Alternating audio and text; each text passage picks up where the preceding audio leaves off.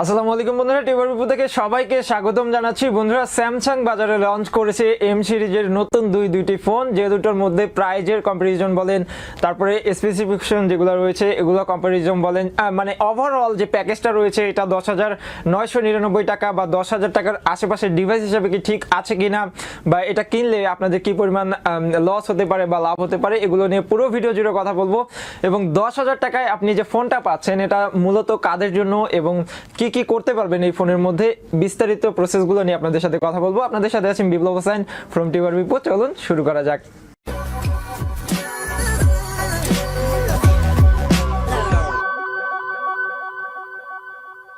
বন্ধুরা, আমরা একটা সময় দেখতাম স্যামসাং, হুয়াওয়ে, তারপরে অ্যাপলের যে ফোনগুলো রয়েছে সেগুলো কিন্তু বাজারে টপ রেটেড ফোন ছিল, অর্থাৎ অল্প কিছু স্পেসিফিকেশন দিলেও কিন্তু খুব ভালো পরিমাণে একটা প্রাইস কিন্তু তারা অফার করতো বা প্রাইস একটা ডিমান্ড করতো। কিন্তু বর্তমানে শাওমি, অপো, ভিভো এগুলো ফোনের বাজারে এসে যখন স্যামসাং ক্রমে পিছিয়ে পড়তেছিল, তখনই তারা দামটা কিন্তু এম সিরিজের মধ্যে কমায় দিছে।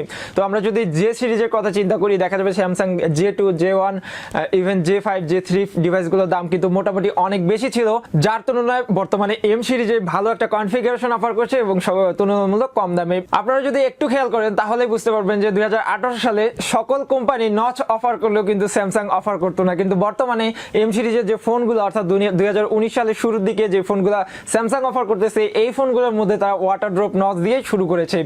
M10 এর মধ্যে আপনারা পাচ্ছেন 6.22 ইঞ্চির সুপার অ্যামোলেড HD প্লাস রেজোলিউশনের ডিসপ্লে। আপনারা জানেন স্যামসাং এর ডিসপ্লে মানে কিন্তু অন্যরকম কিছু, অর্থাৎ অন্যান্য ফোনের ডিসপ্লেতে আপনারা যা পান স্যামসাং ফোনগুলোর ডিসপ্লেতে গতানুগতিকভাবে তুলনামূলকভাবে একটু বেশি পাওয়া যায়। স্যামসাং গ্যালাক্সি M10 বাজারে পাওয়া যাবে দুইটি ভেরিয়েন্টে, একটা হচ্ছে 216 এবং 332।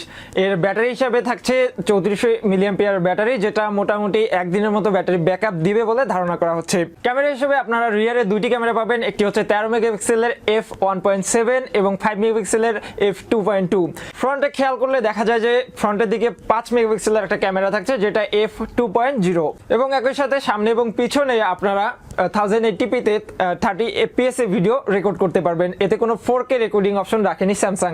বাংলাদেশের মার্কেটে ফোনটি সবেমাত্র আজকে লঞ্চ করেছে। আপনারা যদি এটা কিনতে চান picapo.com থেকে সরাসরি কিনতে পারবেন। সেই সাথে পিকাবো একটা অফার রেখেছে, আপনারা যদি বিকাশে তাদেরকে পেমেন্ট করেন, পেমেন্ট করার সাথে সাথে আপনারা 500 টাকা ক্যাশব্যাক পাবেন, অর্থাৎ 500 টাকা ডিসকাউন্ট পেয়ে যাচ্ছেন। আর কালার হিসেবে আপনারা ব্লু এবং ব্ল্যাক হিসেবে দুইটা কালার পাচ্ছেন, আপনাদের যার যেটা পছন্দ কিনে নিতে পারবেন ইচ্ছে মতো। তো ফাইনালি লাস্ট পয়েন্টে কাদের জন্য ফোনটা বা কারা কিনবেন বা কিনলে এই ফোনের কনফিগারেশন হিসেবে আপনার কতটুকু লাভ হবে, এটাও যদি আমরা চিন্তাতে আসি বা কথাতে আসি। অ্যাকচুয়ালি স্যামসাং কিন্তু একটা ইন্টারন্যাশনাল ব্র্যান্ড, তো এটা ব্র্যান্ড হিসাবে কতটুকু অফার করছে, আসলে ব্র্যান্ড ভ্যালু একটা ফোনের কিন্তু অনেক কিছু। তো ব্র্যান্ড হিসাবে, ব্র্যান্ড ভ্যালু হিসাবে একটা ফোনের দাম কিন্তু বেশি বা কম করা হয়। সেই সাথে স্যামসাং এর কথা যদি আমরা চিন্তা করি অন্যান্য চাইনিজ ফোনের চেয়ে, দেখা যাবে যে স্যামসাং অনেক ধাপে এগিয়ে রয়েছে তাদের ডিসপ্লের কারণে, ব্যাটারি ব্যাকআপের কারণে। আর এখানে আপনারা বোনাস হিসেবে ওয়াটার ড্রপ নচও পেয়ে যাচ্ছেন। সো যাদের নচের প্রয়োজন বা নচ ওয়ালা ফোন খুঁজতেছেন তারাও এটা কিনতে পারেন। আপনারা বাজেটের মধ্যে বা স্বাদের মধ্যে থাকলে অবশ্যই রিকমেন্ডেড থাকবে এই ফোনটা কিনতে পারেন আপনারা।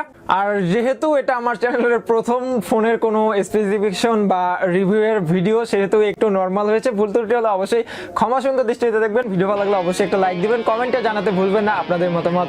আর এরকম ভিডিও প্রত্যেকদিন পেতে চাইলে বা দেখতে চাইলে আমাদের চ্যানেলটি অবশ্যই সাবস্ক্রাইব করবেন। দেখা হবে পরবর্তী কোনো ভিডিওতে। সে পর্যন্ত সবাই ভালো থাকবেন, সুস্থ থাকবেন। আল্লাহ হাফেজ।